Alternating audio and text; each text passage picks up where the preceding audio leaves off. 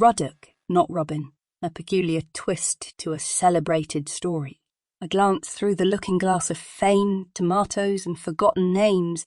Ladies, gentlemen, and esteemed guests, let me tell you about a man who would often misremember my name. I've been Lottie Clark, Lottie Featherwind, and sometimes even Feather Clark. Today, it's all about Ruddock. Or was it Rudolph, Robert, or Roderick? We've settled on Ruddock Mandrill for the day, although it could as well have been Ruddock Mandrake or Mandalay.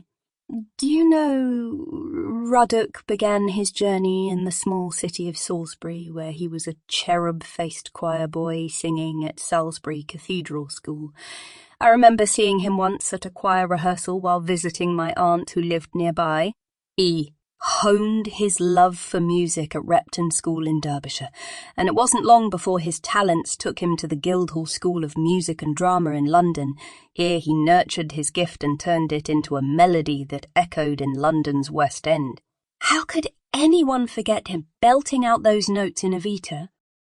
From the late 70s to the late 80s, Ruddock was the soulful voice of the Pasadena Roof Orchestra, serenading the world with the nostalgic sounds of swing from the 30s and 40s.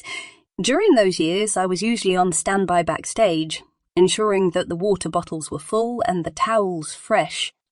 Then came the breakfast show on BFBS Radio in Berlin, where Ruddock, the chief reporter, interviewed icons like Elton John, David Bowie, Anthony Hopkins, and Dudley Moore. Meanwhile, I was hidden in the production booth, drowning in cords and cables, ensuring the smooth running of the show. "Dear Ruddock," echoes the iconic voice of Elton John from across the pond. "Your voice and charm have always reminded me of a smooth old brandy, filled with depth and warmth. Happy birthday, my old friend. Here's to you creating more unforgettable moments. Keep those courgettes coming." And from beyond, we hear the deep, unforgettable tones of David Bowie, saying, "Ruddock, my man, you've always been a star, on Earth and beyond. From all of us up here, we wish you a Ziggy Stardust kind of birthday. Rock on, Ruddock."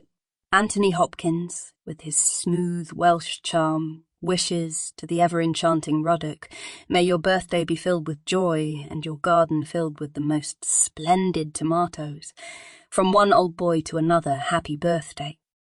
From the celestial realms, the humorous Dudley Moore might jest, "Ruddock, old bean. Who'd have thought you'd be the one to trade the spotlight for tomato vines? Hope you're playing Happy Birthday on a piano rather than a garden hoe. Cheers, mate." Ruddock moved on to Deutsche Welle TV, presenting regarding the story of the week. He'd say, "Flottie, isn't it marvellous to share the story of the week with the world?" I'd reply, "Absolutely, Ruddock, as long as I don't have to appear on camera." His face became a mainstay at this station, accompanying the audience for a good 8 years with Euromax, Lieben and Kultur in Europa. As he charmed the audience, I was busy checking scripts, navigating editorial calendars, and making strong coffee. "Ah, Princess Margaret. Now there's a story. You see, our Ruddock was asked to perform with his band, the ever-energetic Whiff and Poof Glee Boys, at an event she was hosting. The night was electrifying, but what left a mark was when she, in her regal bearing, requested a special performance from the band. And boy, did they deliver! Not only was Margaret utterly charmed by their harmony, but she was so impressed that she invited Ruddock to her table for a chat over drinks. Just imagine our Ruddock sharing a tipple with royalty. One of his favourites was the time Prince Charles pranked him by pretending to be a butler. Ruddock would reenact it with such delight. Charles, the butler, opens the door, and I didn't even recognise him until he started laughing. The Queen Mum also had a special place in his stories. He recalled a time when the band played for her in a separate room at a ball, and afterwards she insisted on meeting the young men. "Such a grand lady, Hottie, she wanted to meet us all," he'd say, the memory still fresh in his mind. As Ruddock pirouetted into retirement, he switched from the microphone to a gardening hoe, blooming with a love for courgettes that even surpassed his affection for tomatoes. He'd chuckle about the time he contemplated getting a dog. Too much attention required, Dotty, he'd confide. I'd rather lavish that attention on my courgettes, and I'd retort, rolling my eyes as long as they add a crunch to my salad, Ruddock. Despite our jests, his garden thrived under his care, an open-air symphony that was Ruddock's in court. Ruddock, in his classic style, could never seem to remember my name. For a man with a Rolodex of celebrities and royals in his head, Lottie would trip him up every time. Was it perhaps Lolly? No, Ruddock, it's Lottie, I'd remind him, only to have him call me Letty the very next day. But I suppose that's just one of the charming quirks of being Ruddock's forgettable assistant. Since retiring, I've become quite the housekeeper, Ruddock once told me. Carola was thrilled to come home to an organised house and delicious meals prepared by Ruddock. Ah, the aroma of his Indian chicken curry. On occasion, he'd take to power walking and Nordic walking. He found it invigorating, and I'd be behind him, tripping over my own 2 feet.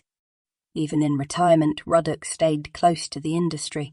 His son Max and daughter Milena continued the family tradition at Deutsche Welle. Ruddock's eyes would sparkle when he talked about their success. It was touching to see a father's pride. Every year, the family would head to Shilbottle in Northumberland. Ruddock cherished these trips. He'd say, "There's nothing quite like a trip back home," and I couldn't agree more.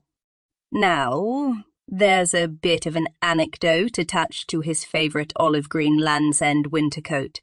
You see, it was Suzanne who bequeathed him that piece. As she was clearing out her late mother's flat, he took a shine to it, and ever since then, as Carola put it, he's been practically living in it. Even in meetings, you'd see him bundled up in the coat, looking as comfortable as a cat in a sunbeam.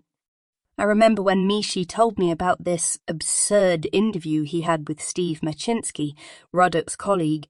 He couldn't keep a straight face while he recounted how Steve, in the midst of their conversation about Berlin's innovative locals, suddenly became concerned about the security of the patented invention of the stackable swivel chair. "Is there any danger of someone stealing the patented invention of the stackable swivel chair, Mishi?" Steve asked, his brow furrowed in seriousness. Mishi nearly fell off one of those swivel chairs from laughter. Here we are, Ruddock basking in retirement, swapping concert halls for garden sheds, microphones for courgettes, and I, in the meantime, am still going strong, leading the British AI voice-over team of Calavox, nestled in the quaint tranquility of the Chatswolds. Quite a contrast, wouldn't you say?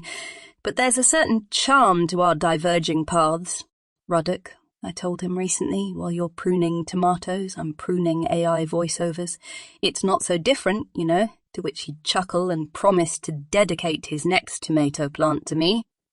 And I'll name it Letty, my dear, he'd say, forgetting my real name yet again. But in his charming Ruddock way, it's just endearing. So, dear friends, here's to celebrating a man whose life is as vibrant as his character, whose tales are as enchanting as his voice, and whose kindness is as vast as his talent. Happy birthday, Ruddock, from Lottie, whether Clark or Featherwind. Here's to the many names, the many memories, and the many more to come.